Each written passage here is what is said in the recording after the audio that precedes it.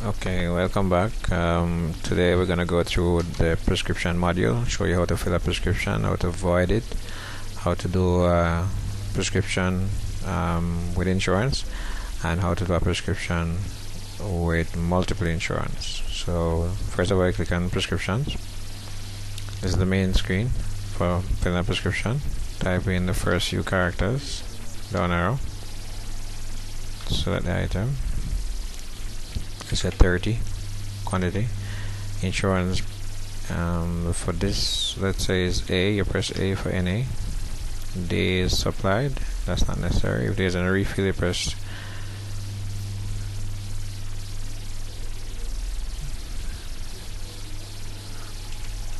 click here, put a refill, put in a second item, subrufen,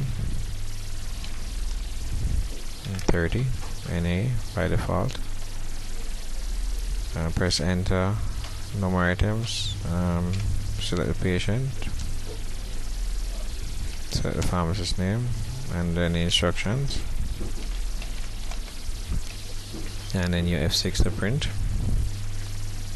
instructions, and you repeat the process. So 1 tablets 3 times PC, F6 to print the instructions, then you send to the cashier, which is F9, or we recommend F12 here, which is send to cashier. It also do a pickup tag, it also do a filing tag, and it do a rewrite prescription. So if there's no discount as well, you could put 0 there, enter, and press F12. So that's the filing tag. This is where this is printed on the label printer, and you peel off that label and put it at the back of the prescription. Then it prints a small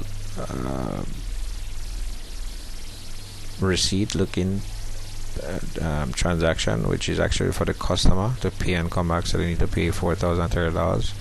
So it's a name, that's a prescription number, that's a date, and a patient name.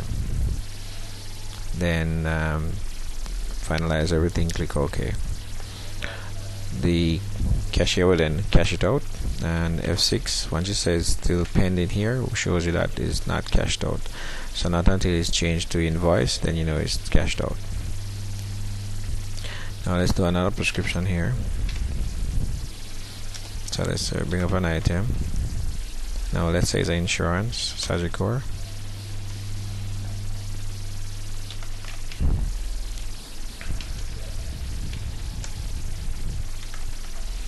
Select Sagicor, days supplied, set 10 days.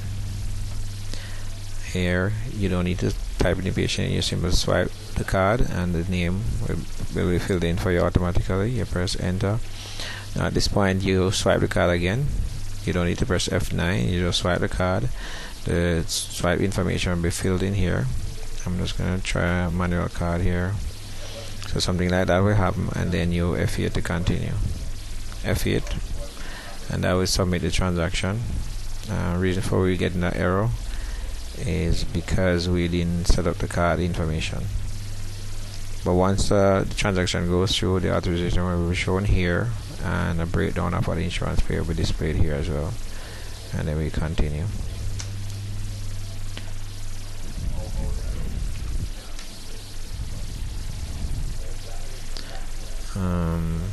Let's take this off. Trying to continue without doing over the transaction. Alright, so let's do it again.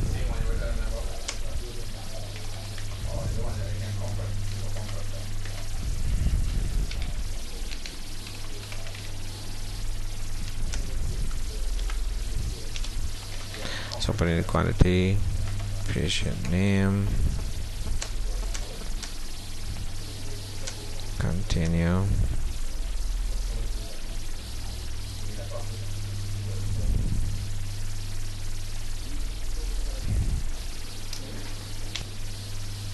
So let's do it again.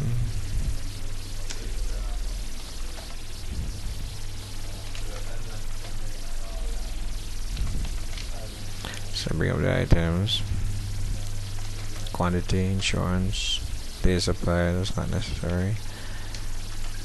Enter,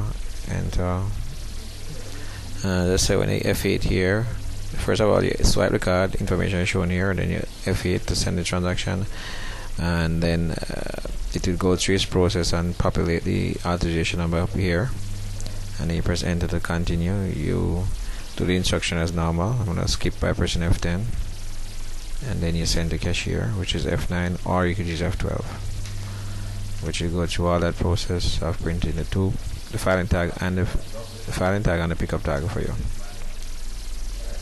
Now to void that transaction, F6, put the cursor on the transaction you want to void, and you click on void here, and you say yes, and say yes.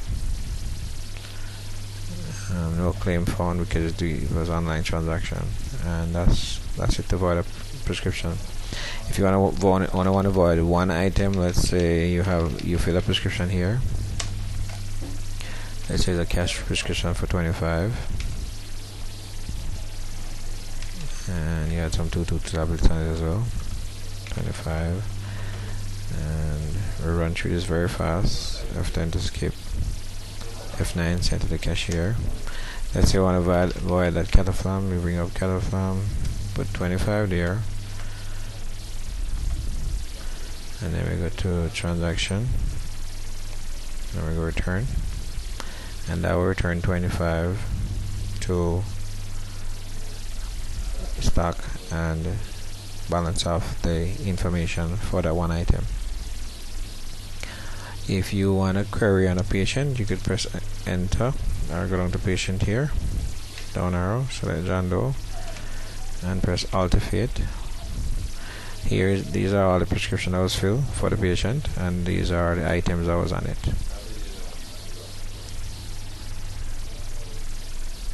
If you need, there's also a feature where you could, when you're filling a prescription,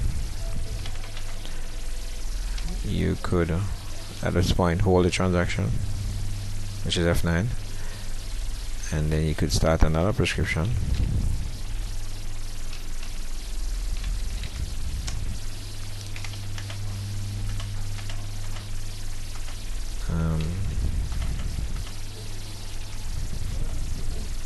F10, skip all, F9, and then you can recall that prescription. Select, and that's the item there, and skip F10 and F9. If you notice how fast I'm going through, and pretty much that's it in a nutshell.